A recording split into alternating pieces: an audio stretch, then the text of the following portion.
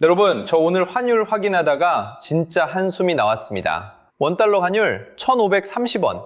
3월 31일에 글로벌 금융위기 이후 처음으로 1,530원대를 뚫었는데요. 한 달 사이 원화 가치가 5% 가까이 빠진 겁니다. 5%면 별거 아닌 것 같은데요.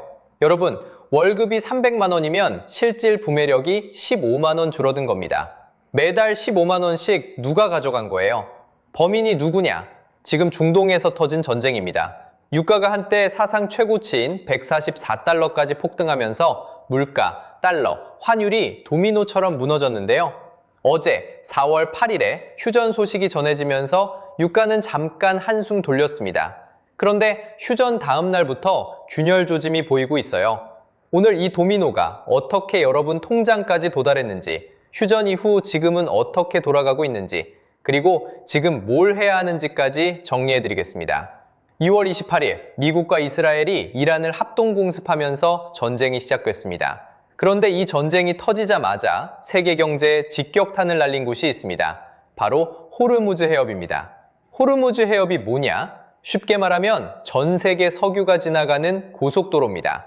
그것도 한국 고속도로처럼 차선이 여러 개 있는 게 아니라 가장 좁은 곳의 폭이 33km밖에 안 되는 외길입니다. 서울에서 분당 가는 거리예요. 그 좁은 통로로 전 세계 석유 교역량의 약 20%, 그리고 천연가스 교역량의 약 30%가 매일같이 흘러나갑니다. 사우디아라비아, 아랍에미리트, 쿠웨이트, 이라크, 카타르, 그리고 이란까지. 중동의 주요 산유국 수출이 거의 다 이 한 곳을 통과해야 바깥 세상으로 나갈 수 있습니다. 그런데 전쟁이 터지자 이란 혁명수비대가 3월 2일 이 해협을 공식 봉쇄한다고 선언해버렸습니다. 한국으로 치면 경부고속도로를 누가 통째로 막아버린 거예요. 숫자로 보면 상황이 얼마나 심각한지 바로 체감됩니다. 전쟁 전에 하루 약 140척의 선박이 지나가던 이 해협에 지금은 하루 8척 정도만 통과하고 있습니다. 월간 통행량은 약 75%가 줄었습니다. 4,100척이 다니던 곳에 이제 1,183척만 지나갑니다. 그마저도 이란 혁명수비대가 3월 12일까지 21척의 상선을 직접 공격했다고 발표했고, 미국은 결국 3월 19일부터 호르무즈 해협 재개방을 위한 군사작전에 들어갔습니다. 배가 다닐 수 없으니까 해운 전쟁보험료는 1000%가 넘게 폭등했습니다. 보험료가 11배 뛰었다는 거는요, 평소에 100원 내고 가던 길을 이제 1100원 내고 가야 한다는 거예요. 보험료만 그 정도니까 운임은 더 말할 것도 없습니다. 그래서 글로벌 해운사들이 아예 다른 항로를 찾기 시작했고, 그 결과 한국으로 들어오는 원유와 LNG 운반선의 도착이 줄줄이 지연되고 있는 상황입니다. 여러분, 전 세계 석유의 5분의 1이 지나가는 길이 막혔습니다. 그러면 당연히 기름값이 올라갑니다. 여기서부터 도미노의 두 번째 블록이 쓰러집니다.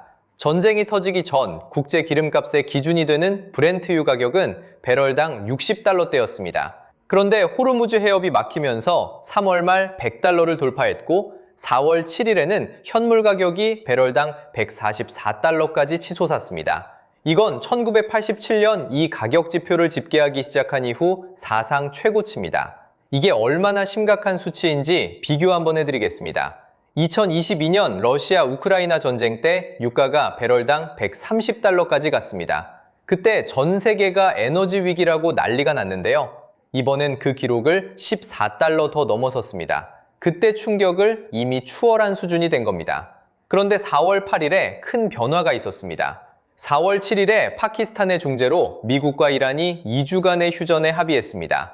트럼프 대통령은 휴전 조건으로 호르무즈 해협에 즉각적이고 안전한 재개방을 내걸었고, 이란 민간시설에 대한 추가 공격을 2주 미루겠다고 발표했습니다. 이 소식이 전해지자 다음 날 4월 8일 시장이 즉시 반응했습니다. 브렌트유 선물이 하루 만에 약 15% 폭락하면서 96달러 수준까지 내려왔습니다. 한 달 넘게 우상향만 그리던 차트가 절벽처럼 무너진 거죠. 미국 주식시장도 동시에 반등했고 위험자산이 일제히 다시 살아났습니다. 협상은 4월 10일, 즉 모레부터 파키스탄 이슬라마바드에서 본격 시작될 예정입니다. 단기적으로는 시장이 한숨을 돌린 모습인데요.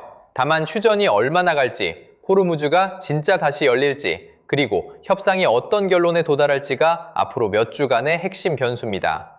이 부분은 뒤에서 자세히 다루겠습니다. 골드만삭스 같은 글로벌 투자은행들은 호르무즈 봉쇄가 다시 길어지면 유가가 다시 100달러를 넘어 120달러, 길게는 200달러 가까이 갈 수 있다는 시나리오까지 내놓고 있습니다.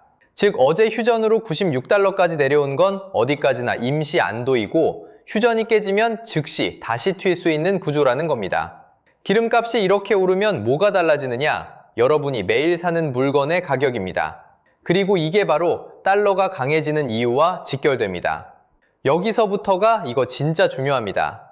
많은 분들이 전쟁이 나면 기름값이 오르는 건 이해하는데요. 기름값이 오르면 왜 달러가 강해지고 원화가 약해지는지는 잘 모르는 경우가 많습니다. 이 연결고리를 지금부터 풀어드리겠습니다. 기름값이 오르면 물가가 오릅니다. OECD가 3월 26일 발표한 수정 전망을 보면 미국 인플레이션 전망치를 기존 3.0%에서 4.2%로 한 번에 1.2%포인트나 끌어올렸습니다. 물가가 이렇게 오르면 미국 연방준비제도는 금리를 쉽게 내릴 수가 없습니다. 금리가 높게 유지되면 달러에 투자하는 게 유리하기 때문에 전 세계 돈이 미국으로 몰립니다. 달러가 강해지는 겁니다. 그러면 한국은 어떻게 되느냐? 한국은 석유를 거의 100% 수입하는 나라입니다. 우리가 매일 운전하는 자동차의 휘발유 한 방울도, 공장 돌리는 기름 한 방울도 전부 외국에서 달러 주고 사와야 합니다.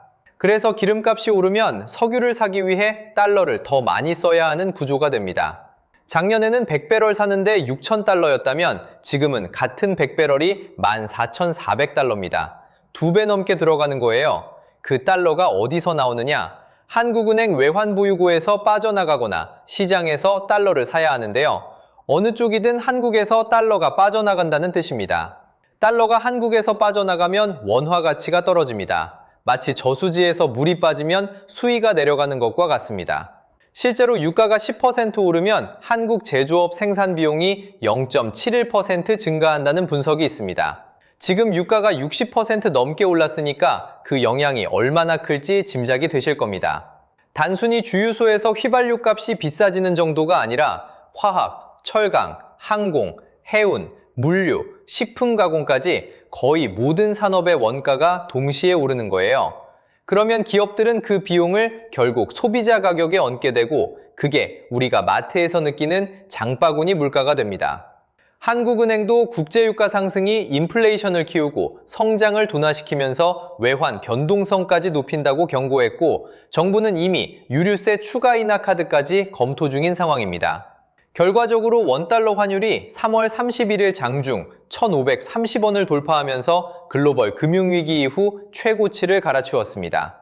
4월 들어 외국인 배당 송금 영향으로 1,500원 부근까지 살짝 내려왔지만 호르무즈 봉쇄가 다시 길어지면 추가 하락 압력이 크다는 전망이 우세합니다. 경상수지도 마찬가지인데요. 경상수지는 쉽게 말하면 한 나라가 외국과 거래해서 벌어들이는 돈의 차이인데 이게 흔들리면 원화 가치는 더 떨어질 수 있습니다. 이 구조를 이해하면 앞으로 뉴스에서 유가 이야기가 나올 때마다 환율이 어떻게 움직일지 감이 잡힙니다. 전쟁이 터지면 기름값이 오르고 기름값이 오르면 달러가 강해지고 달러가 강해지면 원화가 약해지는 겁니다. 이게 지금 여러분 월급의 실제 가치가 줄어드는 진짜 경로입니다. 그러면 이 상황이 얼마나 갈 것이냐? 4월 8일 휴전 소식 덕분에 단기적으로는 잠깐 안도하는 분위기지만 구조적으로는 단기간에 끝나기 어렵습니다. 이유를 3가지로 정리해드리겠습니다. 첫째, 휴전 자체가 이미 흔들리고 있습니다. 이번 휴전은 파키스탄이 중재해서 4월 7일에 타결된 2주짜리 단기 휴전입니다. 정확히 말하면 휴전이라기보다는 추가 공격을 2주 미루겠다는 합의에 가깝습니다. 트럼프는 휴전 조건으로 호르무즈 해협에 즉각적이고 안전한 재개방을 내걸었는데요. 그런데 휴전 합의 다음 날 이스라엘이 레바논에서의 작전은 멈추지 않겠다고 공식 발표했고 실제로 추가 공격에 나섰습니다. 그러자 이란 혁명수비대는 이를 곧바로 휴전 위반으로 규정했고 호르무즈 해협의 통행이 다시 사실상 중단됐다는 발표를 내놨습니다. 실제로 해상 추적 데이터인 마린 트래픽 기준으로도 어제 시점 호르무즈 해협을 통과하는 선박이 사실상 다시 0척에 가까운 상태로 돌아간 것으로 확인되고 있습니다. 발효 하루 만에 균열이 보이는 겁니다. 4월 10일부터 이슬라마바드에서 본격 협상이 시작되지만 협상 테이블에 앉기 전에 이미 양쪽 모두 균열을 만들어두고 있는 상황이에요. 둘째, 미 의회가 트럼프를 막을 수 있는 카드를 이미 한 번 잃었습니다. 미국에는 전쟁 권한법이라는 게 있어서 대통령이 의회 승인 없이 전쟁을 시작하면 의회 표결로 군사행동을 중단시킬 수 있는데요. 지난 3월 4일과 5일에 상원과 하원에서 각각 표결이 있었습니다.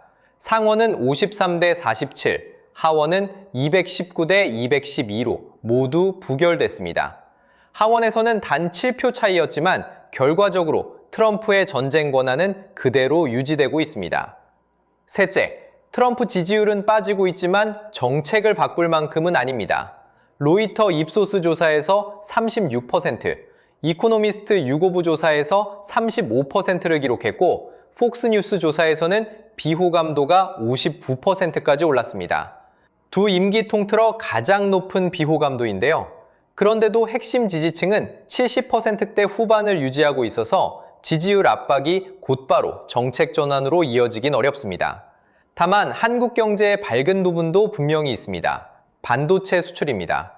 2026년 3월 한 달간 반도체 수출이 328억 3천만 달러를 기록했는데요.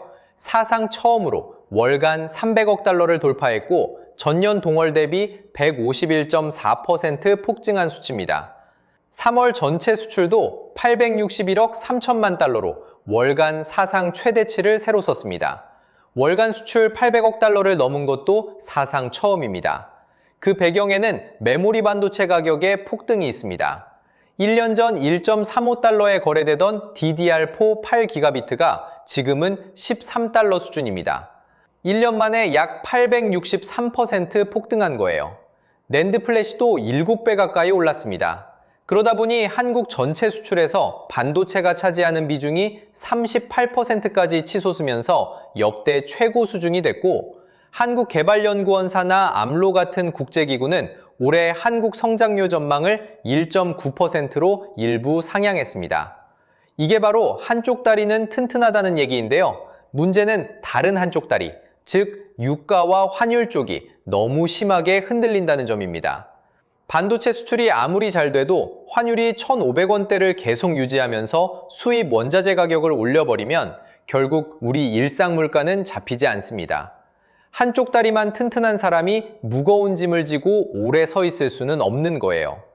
그러면 우리는 뭘 할 수 있느냐? 다시 한번 말씀드리지만 이건 특정 종목이나 상품 추천이 절대 아닙니다.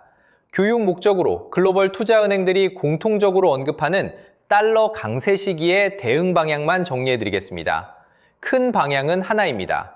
내 자산이 100% 원화 자산으로만 묶여있는 상태를 점검해보라는 것입니다. 원화 가치가 떨어질 때 함께 가치가 떨어지는 자산만 가지고 있으면 그 충격을 100% 맞아야 합니다. 그래서 일부를 달러 표시 자산으로 분산하는 게 환율 변동에 대한 1차 방어선이 되는 겁니다. 방법은 크게 세 가지입니다. 첫째, 가장 단순한 방법은 시중은행의 외화 예금입니다. 은행 앱에서 몇 번 누르면 원화를 달러로 바꿔서 예치할 수 있고 환율이 오르면 그 차익이 그대로 내 통장에 쌓입니다. 단점은 환전 수수료가 있다는 점이에요. 둘째, 달러 ETF입니다. 증권 계좌만 있으면 주식처럼 사고 팔 수 있는 구조인데요. 달러 가치가 오르면 수익이 나고 떨어지면 손실이 납니다. 환전 절차 없이 실시간 거래가 가능하다는 게 장점입니다. 셋째, 환해지가 안 된 미국 주식이나 미국 채권 ETF입니다. 이건 주가나 채권 가격뿐만 아니라 환율 차이까지 같이 따라옵니다. 즉, 미국 주식이 그대로여도 환율이 오르면 한국 투자자 입장에서는 수익이 나는 구조입니다.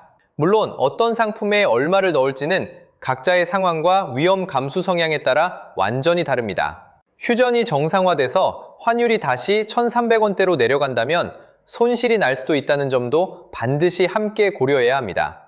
다만 한 가지 확실한 건 지금처럼 환율 변동성이 평소에 몇 배로 치솟은 시기에 아무것도 하지 않고 100% 원화로만 들고 있는 게 오히려 가장 큰 리스크라는 겁니다. 오늘 내용을 정리하겠습니다. 미-이란 전쟁이 터지면서 호르무즈 해협이 막혔습니다. 그래서 유가가 한때 사상 최고치인 144달러까지 폭등했습니다. 4월 8일 휴전 소식에 96달러로 잠깐 내려왔지만 OECD는 미국 물가 전망을 4.2%로 끌어올렸고 미국은 금리를 쉽게 못 내리는 상황입니다. 달러가 강해지면서 원화 가치는 5% 빠졌습니다. 결국 여러분의 월급은 그대로인데 살 수 있는 건 줄어든 겁니다. 이 도미노를 이해하면 뉴스가 다르게 보입니다. 전쟁 뉴스가 나오면 기름값에 영향이 가겠구나, 환율이 움직이겠구나 이렇게 한 발 앞서서 생각할 수 있습니다. 지금 당장 할 수 있는 것 하나만 말씀드리겠습니다. 내 자산 중에 달러 비중이 얼마인지 한번 확인해 보세요. 은행 앱이든 증권 앱이든 지금 바로 열어서 확인할 수 있습니다. 그 확인 하나가 달러 강세 시대에 내 돈을 지키는 첫 번째 단계입니다. 경제는 어렵지 않습니다. 다만 알아야 내 돈을 지키고 나아가 돈을 벌 수 있습니다. 이 영상이 도움이 됐다면 좋아요와 구독 부탁드립니다.